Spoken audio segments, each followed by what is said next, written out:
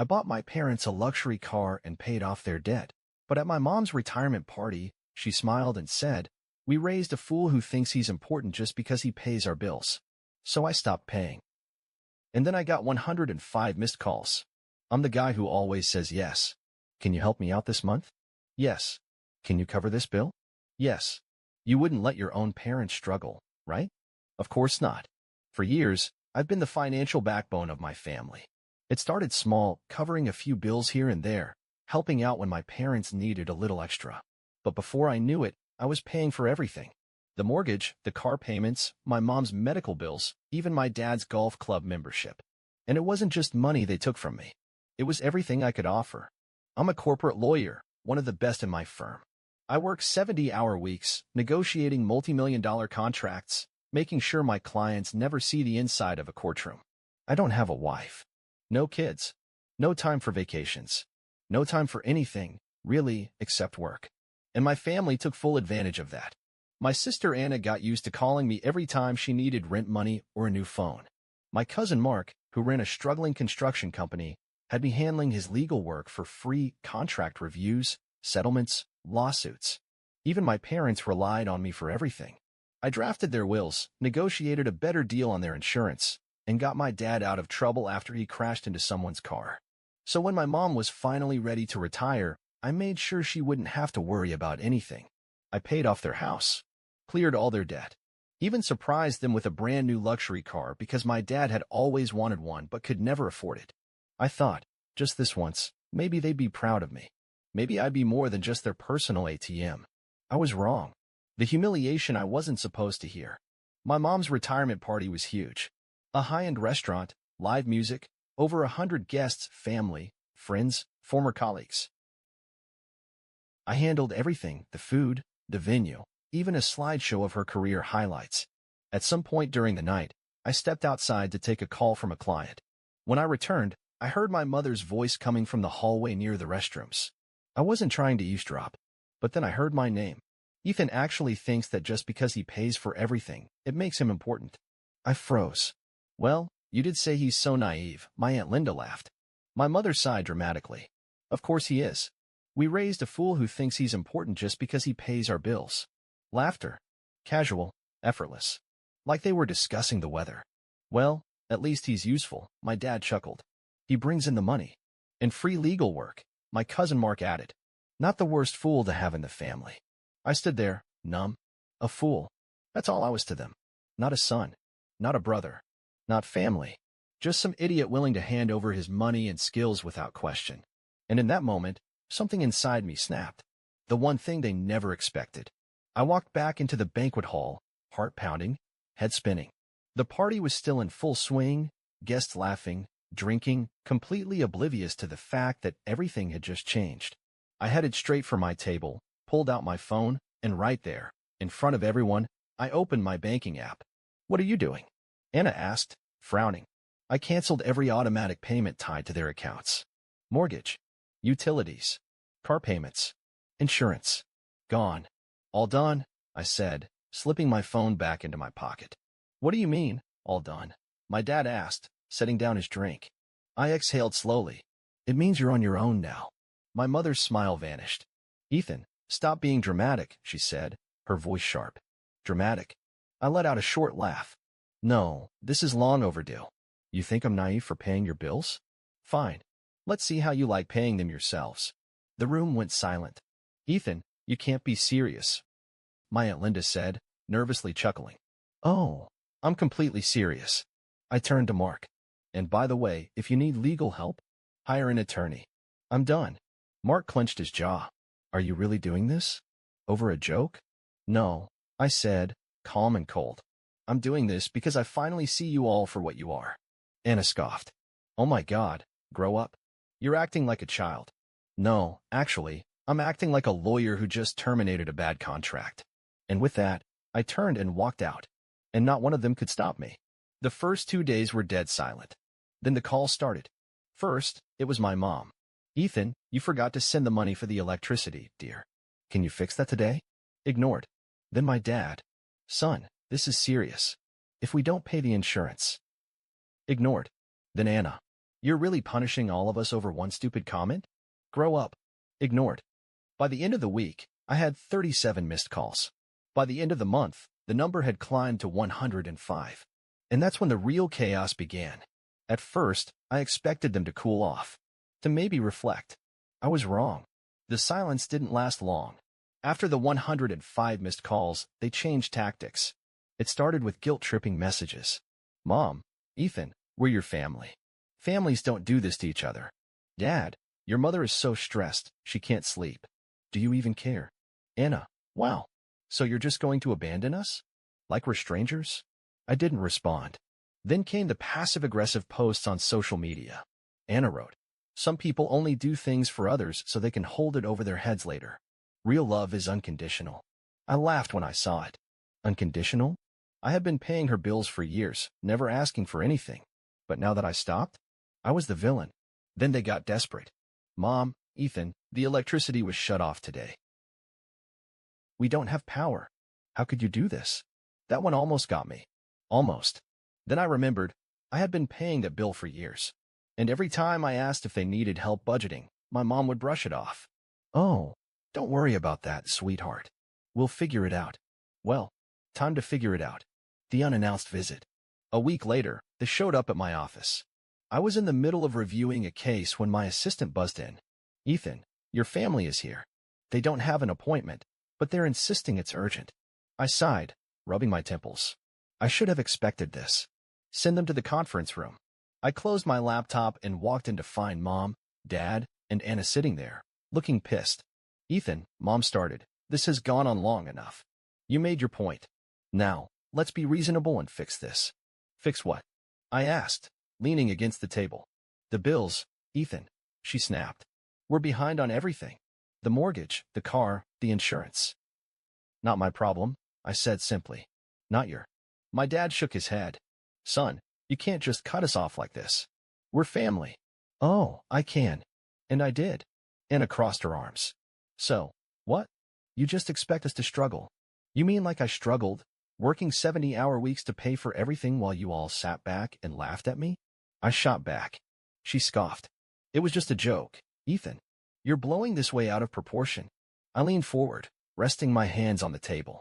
Let me be crystal clear. You laughed at me. You mocked me. You used me.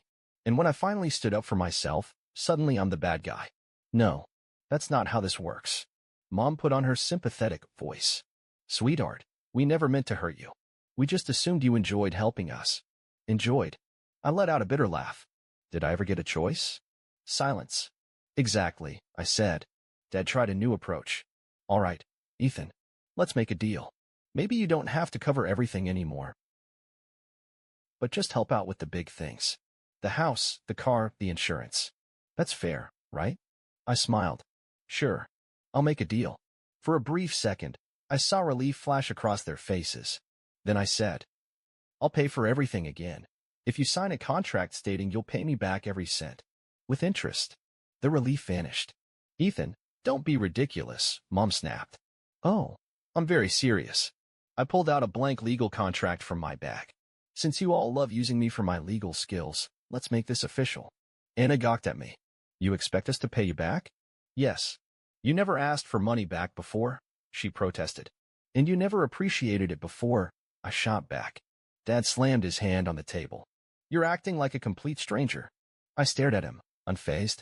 You made it clear that the only reason you put up with me was because I paid for everything. So now, let's see if you still want me around without my wallet. Silence. Mom looked at the contract, then at me. You're serious. Dead serious. She pushed back her chair and stood up. Fine. Keep your money. But don't expect us to come crawling back when you realize you need your family. I won't, I said. Anna stormed out first, then my dad, then my mom. I sat back in the chair, exhaled, and smiled. For the first time in years, I felt free. The final blow. A month passed. The missed calls slowed down. The guilt-tripping messages faded. Then, one afternoon, I got a text from Anna. Anna, we're selling the house. Mom and Dad can't afford it without your help. I stared at the message for a long moment. Then, I typed back. Not my problem. Good luck. And for the first time in my life, I hit send without feeling a shred of guilt. After my family stormed out of my office, I expected them to finally back off. I was wrong. First, they tried the emotional route. Aunt Linda sent me a long text about the importance of family and how I was turning my back on the people who raised me. My dad left a voicemail, his voice heavy with disappointment. I thought I raised a better man than this, Ethan. You're letting us all down. Anna? She just sent a single text. You're pathetic. I ignored all of them. Then they escalated. One evening, my phone buzzed with an unknown number. Against my better judgment, I answered. Ethan, hey, it's Tom. Tom, my parents' neighbor. A guy I'd known for years but never kept in close contact with. Hey, Tom. What's up? Listen, buddy, I ran into your folks the other day. They're in pretty bad shape, man. Your mom's been crying nonstop. Your dad looks like he's lost 10 pounds. They're struggling, Ethan. I clenched my jaw. And they need you, man. I know there's been some drama, but they're your family. You really gonna let them lose their house? There it was. The guilt trip through a third party. Did they tell you why they're in this mess? I asked. Well, Tom hesitated. Did they tell you that I paid for everything for years? That I covered their mortgage, their debts, their cars? Silence. No, I didn't think so, I said coldly. Tom, I respect you, but don't call me again about this. It's not my problem anymore. I hung up. The setup. A week later, I got a call from my firm's HR department. Ethan, we need to talk. There's been a situation. My stomach tightened. What kind of situation? A woman claiming to be your mother called us this morning. She was very distressed. She said you had a mental breakdown and that she's worried about your well-being. I blinked. She what? She asked if we could check in on you. She even hinted that maybe your workload was too much and you needed some time off. I saw red. This wasn't just manipulation. This was an attempt to sabotage my job. You realize this is complete bullshit, right? I said, barely containing my anger. Of course, but we had to follow up. She made it sound like a serious mental health crisis. We're just glad to hear you're okay. Oh, I'm fine, I said through gritted teeth. But if she calls again, tell her to stay the hell out of my business. I hung up, furious. They were escalating. And I had a feeling this wasn't their final move. The final scam. It came 2 weeks later. I was at work when I received an urgent voicemail from Anna. Ethan, please. I know you hate us right now, but I need your help. It's about Dad. He's in trouble. Big trouble. Please, just call me back. I didn't trust it. But a small part of me, the part that still cared, made me call her back. She picked up immediately. Ethan? Her voice was shaky, like she had been crying. What's going on? Dad, he got involved in something bad. He borrowed money from the wrong people. Loan sharks. They're threatening to take the house. I pinched the bridge of my nose. Anna, cut the crap. I'm serious. He didn't tell us until it was too late. They came to the house, Ethan. They said if we don't pay back $50,000 by the end of the month, they'll take legal action. My blood ran cold. Not because I believed her, but because I knew this was a scam. See, as a lawyer, I know how real loan sharks operate. They don't send legal notices. They don't threaten lawsuits.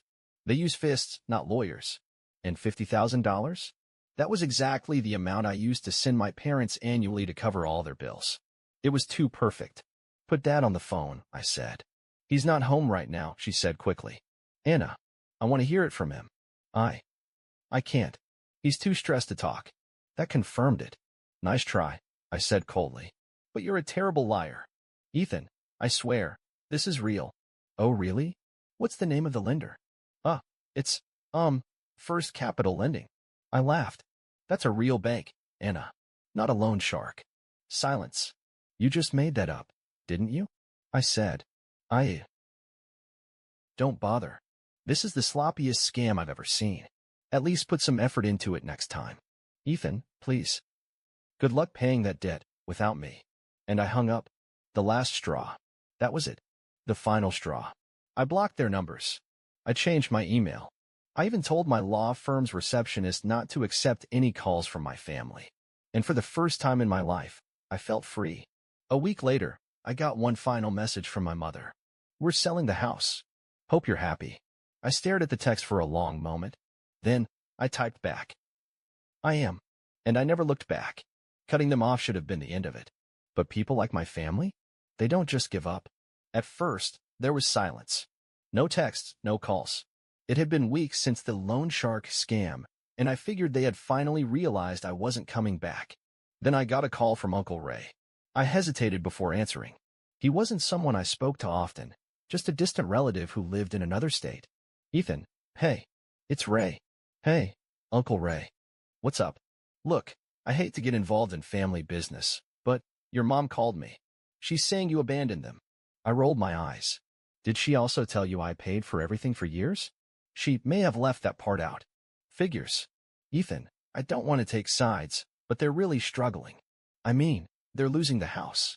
Your dad's a mess. Anna's barely keeping things together. That's not my problem anymore, Ray. He sighed. I get it, kid. I really do. But, you know, family is family. I clenched my jaw. Is that what she told you? That I just abandoned them out of nowhere? Silence. Ray, let me save you some time. I paid off their debts. I covered their mortgage. I even bought them a luxury car. And do you know what I got in return? What? They laughed at me behind my back. Called me a fool. Said the only reason they put up with me was because I paid for everything. Another silence. Then Ray cleared his throat. Yeah, she definitely left that part out. So, no, Ray. I'm not paying another cent. Fair enough, kid. I won't bother you again. Click. One by one, they were losing allies. The real fallout begins. 2 months passed. Their house? Officially foreclosed. The luxury car? Repossessed. Anna's business? Folding. They were finally feeling real consequences. Then, out of nowhere, I got an email from an unknown sender with the subject line. Are you sure you want to do this to your own mother? I almost ignored it. But curiosity got the better of me. When I opened it, my stomach dropped. It was a GoFundMe page. The title? Desperate mother on the verge of homelessness after heartless son betrays family. I felt a mix of rage and disbelief as I read through the description. After years of sacrificing everything for her children, our dear mother has been left abandoned by the one she trusted most. Her son, a wealthy lawyer, cruelly cut her off, leaving her with nothing. Now, she faces losing her home and needs your help. Attached to the post were old family pictures, ones where I looked happy, where I looked like the beloved son they were now weaponizing for pity money. At the bottom, $12,450 raised out of a $50,000 goal. I clenched my fists. They were actually scamming strangers now. And worst of all, it was working. I play my last card. I could have ignored it. Let them continue their little fraud campaign. But they made one big mistake. They used my full name. And that was defamation. I immediately forwarded the page to a friend in cybersecurity. Within a few hours, he tracked down the IP address linked to the GoFundMe. Guess where it led? Anna's laptop. I smirked. Gotcha. Then I called my lawyer. Hey, Greg, you still handle defamation cases? Always. Who's the target? My own family. I sent him everything, the GoFundMe link, screenshots, proof of where the money was going. Because, surprise, surprise, it wasn't going to Mom. Anna had withdrawn almost $10,000 already. Greg whistled. Heck, Ethan. This is low, even for family. Yeah, well, they started this. I'm just finishing it. Want to send a cease and desist first, or go straight to legal action? I thought about it. Then I said, no mercy. The final collapse. Within 48 hours, the GoFundMe was shut down. All the money? Frozen. Anna called me screaming. You had no right. Oh, I had every right, I said calmly. It's called fraud, Anna. We were just trying to survive. No, you were trying to steal from innocent people. And now? You're facing real legal consequences. She was silent. Oh, and by the way, I also notified GoFundMe's fraud department. So enjoy explaining yourself to them. Click. A week later, I heard through Uncle Ray that Anna had to pay back the donors. My parents?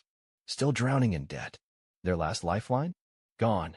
A month later, I received one last voicemail from my mom. Her voice was hollow, like she had finally run out of excuses. Ethan, I know you hate us, but we're your family. I don't know what to do anymore. Please, just talk to me. I sat there, listening. Then I deleted it. For the first time in my life, I owed them nothing. And I never looked back. It's been 6 months since I cut them off. 6 months since I stopped paying their bills. 6 months since I shut down their fraudulent GoFundMe. 6 months since I heard my mother's voice. At first, I expected another wave of manipulation. Maybe they'd send more relatives to guilt-trip me. Maybe Anna would try another scam. Maybe my dad would show up at my office, demanding I fix everything. But nothing happened. Just silence. I should have felt relieved. But instead, I felt strange. Not regret. Definitely not guilt. Just an odd emptiness. The kind that comes when you realize the people you once called family were just leeches you finally removed. The final attempt. One evening, I got home late from work, tossing my briefcase onto the counter. My phone buzzed. A number I didn't recognize. I hesitated. Then, against my better judgment, I picked up. Hello. A woman's voice came through. Shaky. Not my mother. Ethan, it's me. Kelly. I blinked. Kelly. Jacob's wife. She was married to my cousin, and while we'd never been particularly close, she had always been quiet, observant, the only one in the family who didn't treat me like a wallet. Kelly, I said cautiously. What's going on? I don't know if I should be calling, but I thought you should know. Your parents moved in with Anna. I raised an eyebrow. So, things are bad, Ethan. Really bad. I stayed silent. Anna's business is gone. The house is a mess. Your mom and dad, they barely leave their rooms. And Anna? She's completely unraveling. Drinking too much, snapping at everyone. She told me last week that she wished you had never been born. I snorted. That's not exactly new. No, Ethan. I mean it. She's completely lost it. And now that they don't have you, they're turning on each other. I leaned against the counter, rubbing my temple. Why are you telling me this, Kelly? She hesitated. Because I think your mom is sick. I felt my stomach tighten. Sick how? I don't know exactly. She's lost a lot of weight. She barely speaks. Anna won't take her to a doctor because they don't have money for it. And your dad? He just sits there, drinking. I exhaled slowly. This was their reality now. For years, they lived off me, wasting money, laughing behind my back, treating me like I was disposable. And now, they were disposable to each other. Kelly, I said after a moment, why are you really calling me? She hesitated again. Then she finally admitted the truth. Your mom asked me to call you. She didn't want to do it herself. She said she'd rather die than beg you for help. But Ethan, I think she's hoping you'll come back. I closed my eyes. There it was. Their last, desperate attempt. I let the silence stretch until Kelly sighed. I know they don't deserve it. But I also know you. And I know this isn't easy for you. I clenched my jaw. She wasn't wrong. Then I said the one thing I knew Kelly didn't want to hear. They made their choice. She sighed. Yeah, I figured you'd say that. You seem like a good person, Kelly. Don't let them drag you down with them. She let out a bitter laugh. Too late for that. Click. I stared at my phone for a long time after that. Then I did something I never thought I would. I unblocked my mother's number. And I sent one final message. I know you're sick. Go to a hospital. You can still fix this for yourself. But don't ever expect anything from me again. This is the last time I'll acknowledge you. She read it immediately. No reply. The end of the story. Months passed. I never heard from them again. I don't know if my mother ever went to the doctor. I don't know if my father ever sobered up. I don't know if Anna ever crawled out of her downward spiral. And I don't care. Because for the first time in my life, I was free.